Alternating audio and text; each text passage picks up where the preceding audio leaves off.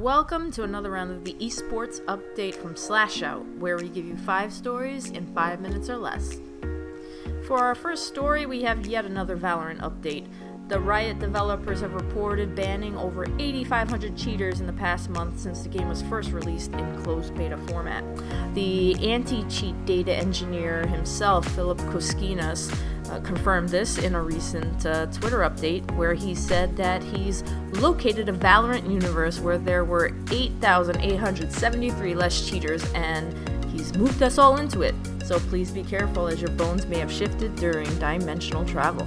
Thanks, Philip.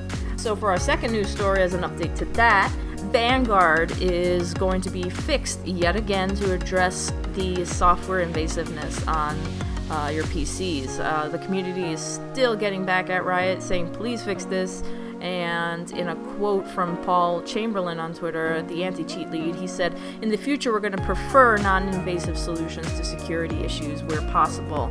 And they're going to find ways for Vanguard, Valorant, and that one weird RGB driver to coexist. So if we can't find a way for them all to work together, we'll disable the game rather than disable your other software."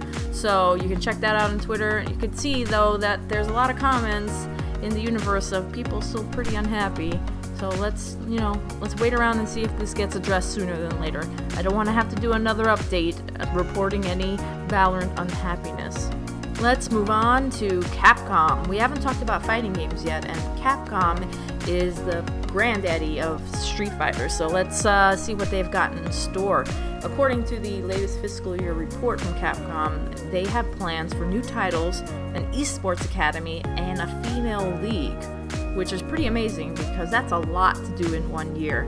Capcom is known not just for Street Fighter, but Mega Man, Resident Evil, Devil May Cry. The 2020 report is promising that the company will release these titles within a year.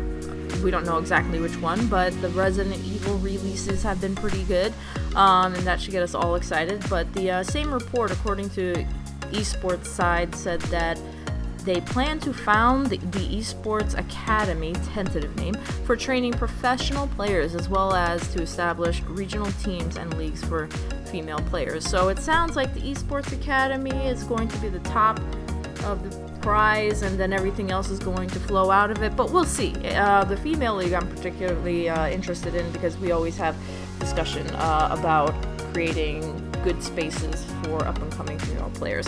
So looking forward to that. Capcom can't wait.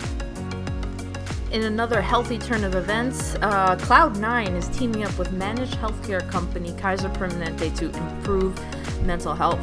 This is just one more sign about how esports, video games, and mental wellness are coming together and becoming mainstream. The purpose of Cloud9 and Kaiser Permanente's partnership is to establish a campaign to increase awareness around mental health, reduce stigma, and encourage teens and young adults to prioritize well-being.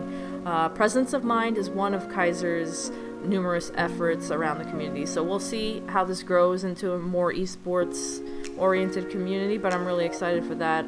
They have experts working with Cloud9, clinicians, athlete coaches, and other staff, so let's see how this all comes together. And finally, for our last story of today, we have some news on the replacement for the MidSeason Invitational that was canceled. League of Legends fans rejoice because on May 28th, the League of Legends MidSeason Cup will feature teams from the LPL and the LCK facing off. That's China versus Korea in the best of League of Legends action. This is going to be a prize pool of $600,000, so that's a lot of money. Representing LPL will be JD Gaming, Top Esports, FunPlus Phoenix, and Invictus Gaming. And the LCK side, South Korea will be T1, Genji, DragonX, and Damwon Gaming. That's it for this episode of the Esports Update. I'm Theresa Gaffney. You can follow me on Twitter at Theresa Gaffney, but most importantly, make sure to follow at SlashShout, Instagram, Twitter, Facebook, you name it, we're there. We're going to make sure to bring this to you each and every week to get you 5 stories in 5 minutes or less. If you like what you're hearing, leave a comment below and let us know. If you want to hear something different, let us know too. We're okay with that. Thanks for tuning in. We'll see you next week.